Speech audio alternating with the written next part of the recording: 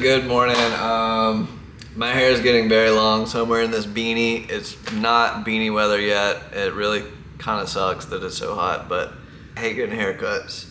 So we're wearing beanies. It's like this close to winter. I don't know. But anyway, good morning. I just loaded up the wheels in the bed of the truck because I sold my 370. There's no more 370 here in the garage. I no longer need these wheels at the house, so we're gonna be taking them to the shop.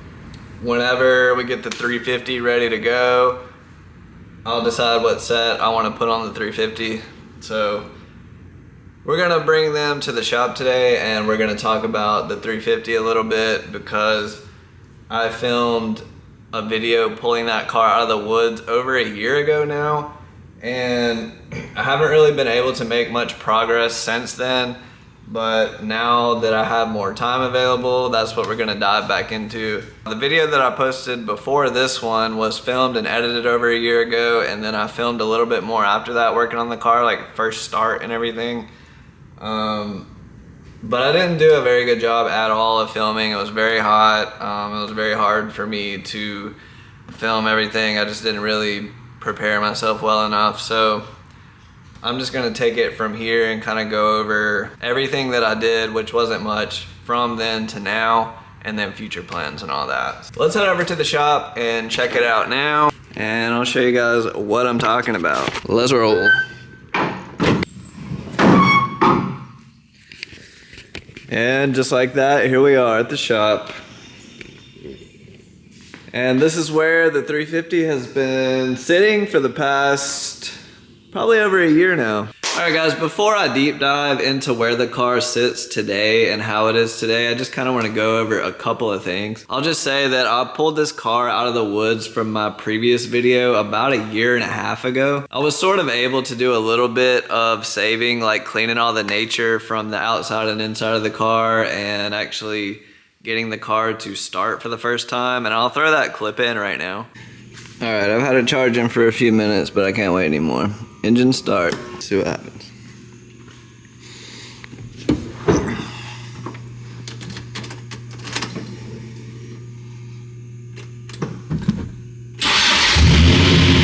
No getting away.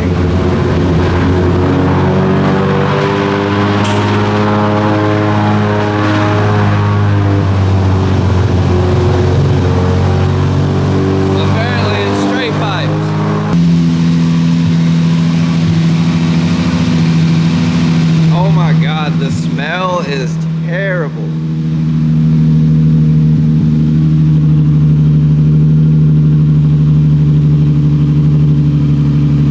That's bad. Oh my god. 3 years. Sounded like a regular cold start. Didn't change the gas. That is wild. Didn't know it was gonna be that loud. Definitely straight piped. And as you can see from that clip, the car started up normally like a regular cold start after sitting for 4 years. I don't remember if I explained it too well in the last video, and if you even haven't seen that video, this car was wrecked and then just kind of tossed to the side, thrown into the woods. However, the only issues from the wreck was suspension in the rear. This camera arm was snapped in two, and it has adjustables on it. So it already actually had aftermarket camera arms on, but this side let go, broke completely in half.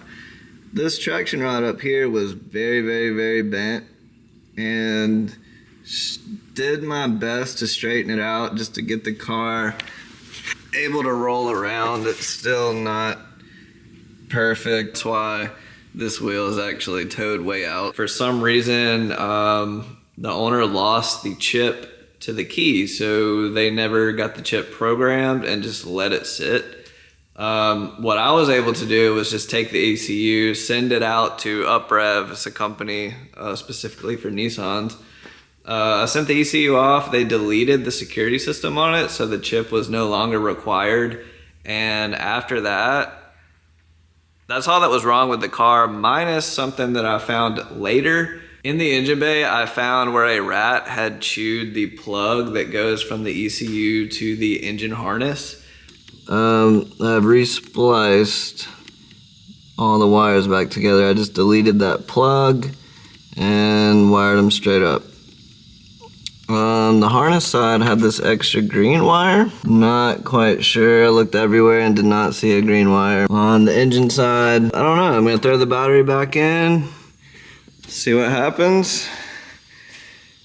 Maybe this is the one. Luckily it was just right at the plug. It was super simple. It was the only wires that the rat got to that I'm aware of currently. Basically I just spliced the wires back together, and after that, the car started right up. So yeah, after I was able to get the car running and felt a little bit better about my purchase, then I started deciding, well, what am I gonna do with this car? And I kind of already had planned out what I was gonna do if it all worked out, and it has been working out so far. But I kind of just got like halted on the project with like job scheduling and stuff like that, so I haven't been able to work on the car as much. But the plan with the car is to make this my first drift car. Ignore the E46 over here, that's irrelevant. This car is gonna be my first drift car that's actually dedicated to drifting. I figured this would be the perfect chassis for me, given the state of it. It's actually a pretty clean car. It's a 2007. It hasn't been heavily modified other than the minor wreck it was in. It's a pretty well-rounded car, even though it doesn't look it. I think I'll be able to make this car perfectly what I want out of it. But don't get me wrong, I know this car isn't perfect, but that's exactly what I want out of a drift car, right? Like, you don't want to buy a brand new car and just take it out on the track. At least I don't. It would be so much easier to do with a car that's already, you know, a little bit worn in, right? That is something that I tried to do with the 370Z. I ended up getting a really good deal on that 370Z that I had, and that is what I was gonna make a drift car, just something reliable, and you know, you could drive to the track type of thing. And then I found this car, and I was like, well, this is an even better route to go, you know, because it's already a little bit abused. I mean, look, the side, it's not the best looking car, but the bones and the structure of the car is all that matters, and that's still good on the car, so that's awesome. So, some things that I've done already on the car that I filmed, and I'll throw some clips in as I talk about to get it ready to become a drift car is, for one, I welded the diff. Alright, after much grinding, this is what it looks like. Slips right down in there. Alright, got them all done. Gonna throw a bunch of brake cleaner in here and clean this thing up, flush it out, and then we'll weld these bad boys in there.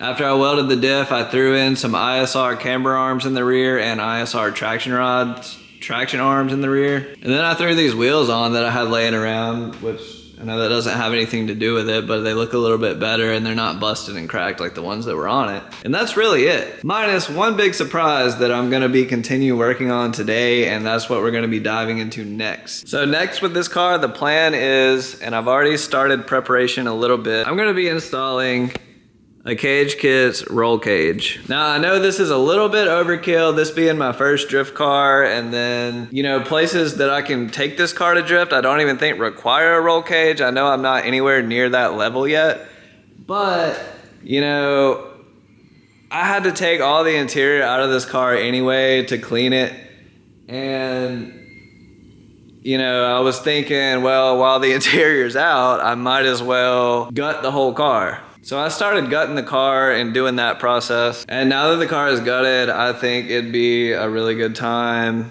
So yeah, gutted car, roll cage, I mean, it was already like, it was just the time, you know? So let's see what I got. So what I have done to prepare for the cage so far is basically just cut out all this here that's usually in Z's. They have the storage and then speakers. All that is deleted. I think I'm gonna leave that, the rest of that, at least for now. And you can see some of the cage is already in the car, but it is just sitting there held in with tape for now. That way I can see where the base plates land exactly, because my next step is gonna be taking out all the sound detonating and really preparing the chassis for the base plates to be welded in. Now, the reason I went with a Cage Kits roll cage, if you don't know, Cage Kits makes cages for all different types of cars, 3D scan, so it's a really tight fit. And they come pre-bent, pre-notched, and they have scribes where every roll cage, every bar meets. So, it's basically just like a big Lego set, right?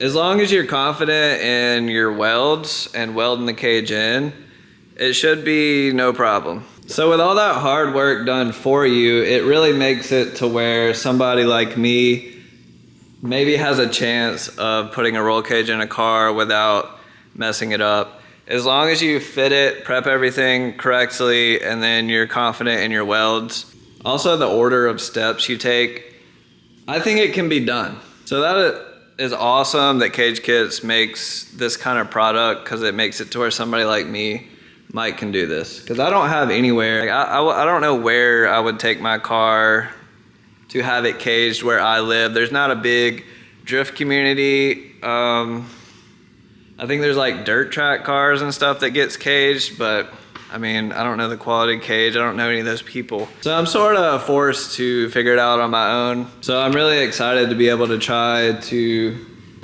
put this roll cage in the car myself. And obviously roll cages are meant to keep you safe in the, you know, instance of a crash or anything like that. It is very unsafe to have a badly welded or badly installed roll cage in your car. If you were to get into a wreck and, you know, you have a piece of your cage break where you welded it, and you could have a really bad time. It is definitely important to be confident with your welds. I'm not a welder. My dad has a good welding machine, and I've used it, you know, since I was really young, on and off. I haven't welded in a while, to be honest, but Cage Kits sells a practice kit where they actually sell you a little bit of the same material, pre-notched, where you can practice on it and really dial your settings in before getting into the cage itself. So that's something that I'm gonna make sure is dialed in before I install this roll cage for safety reasons, because there's no point in putting this good of a product in a car badly. But anyway, I think that's all I wanted to update with right now. So I'm gonna continue forward by prepping this chassis for the roll cage to be welded in for the rest of the day. It's 10 o'clock in the morning and it's already like 80 something degrees. So this beanie was a terrible idea, but I'm gonna get at it and I will show you guys the progress I get done later. So let's see. I guess I can show you guys a little bit of what I'm gonna do, where I'm gonna start. So obviously I haven't done any sound deadening removal or anything like that. I just got the base plates mocked up to where I think they need to be with a marker edging around. That way when I take the roll cage back out, I'll be able to see exactly what I need to prep. Obviously I'll go a little bit overboard and just do a little bit more than I need. So right now, one thing, I gotta figure out what to do with all these wires. Get those out of the way. That base plate over there for some reason doesn't sit flatly. That base plate over there for some reason doesn't sit flat. It looks like it has like maybe where a rock or something hit the underneath the wheel well. Other than that, it's just gonna be a lot of metal prepping to get welded. And yeah, so I'll check back in a minute. All right guys, it's about 2 o'clock in the afternoon, so I've been chipping away at this for a few hours, and it has gotten a lot hotter today than I expected. It's like almost 90 degrees outside, and it's bad because whenever I step out the shop door, it actually feels good. So it's freaking hot in here, but I've got some stuff done. It doesn't really look like much, but you can see all the electrical wires are tucked away. I managed to tuck all the wires from the fuel tank this way up front, and then the taillights and everything for that in the back, so I have no wires in the middle now, which is good, top and bottom. Other than that, I basically just wire wheeled everything back here. For the base plates, the main hoop, I got those. Those areas are prepped, and I did a little bit of massaging around just to get them to sit super flat. This side and the passenger side over there, both ready to go. I still have to do above the rear wheel wells. Didn't get that far. And I started up here, but all my drill batteries are dead, so I think I may call it today and pick back up on this tomorrow.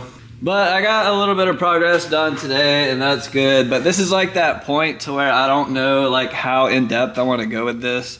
Do I want to repaint in here, or do I just want to, you know, touch up what I've gotten into bare metal and then just weld the roll cage in? I'm going to be trying to put as much interior back in this car as I can, so I will have the carpet and things like that back in here. So it's really not necessary for me to paint this and look good. I mean, I'm not trying to build a show car here, and I don't want to burn myself out by trying to do too much, but you know, I don't know. We'll see. We'll see how it goes. I'm just gonna leave it how it is today and then probably come back tomorrow and do a little bit more. But the base plates are the main thing right now, so I still have to come back and finish those and those. And then we should be good as far as being able to weld the roll cage in. So there's not that much more prep to go as far as the roll cage. So that is exciting. That is the main goal of what I'm trying to do right now. It's just so easy to get sidetracked on stuff like this. Like for example, I seen this side of the car was barely starting to rust, and I had to really wire wheel it down. I'm gonna have to get some rust neutralizer and just kind of clean that up and paint over that. But it's like you see that, and then you know you see this, and you wanna, I don't know, you can like really get down a rabbit hole in this kind of stuff. But I'm gonna try to stay focused on just doing the cage and do like a good job. At the end of the day, this is just gonna be a drift car that's probably gonna get beat up. Again, it's not the nicest looking car. It does have a lot of damage already, aesthetically. Alright, but yeah guys, I think I'm gonna end it for today. It's hot, so freaking hot out here, and winter's right around the corner though, so it'll be a lot easier to get into things like this. But anyway, if you made it this far, thanks for watching. And the next video will be probably more prep, and then maybe, you know, the beginning of putting the cage in. So stay tuned for that if you're interested, and have a good one. Peace.